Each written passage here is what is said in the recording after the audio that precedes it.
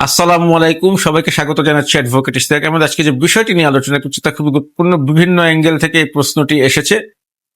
আমি সামারাইজ করে যে প্রশ্নটি পেয়েছি সেটি হচ্ছে, দলিল সম্পাদনকারীর মৃত্যুর পরে দলিল রেজিস্ট্রেশনের কোনো বিধান আছে কি?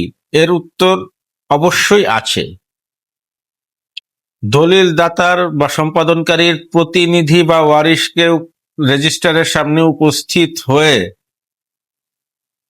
দলিল সম্পাদন স্বীকার করতে হবে। এক্ষেত্রে যদি একাধিক ব্যক্তি ওয়ারিশ থাকে তাহলে প্রত্যেক ওয়ারিশকে রেজিস্ট্রি অফিসে রেজিস্ট্রারের সামনে উপস্থিত হয়ে দলিল সম্পাদনের বিষয় স্বীকার করতে হবে এবং একই সাথে দলিল সম্পাদনকারীর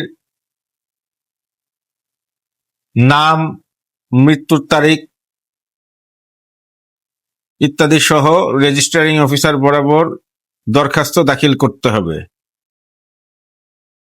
এবং প্রত্যেক ওয়ারিশের ন্যাশনাল আইডি কার্ডের কপি, প্রযোজ্য ক্ষেত্রে পাসপোর্ট সাইজের ছবি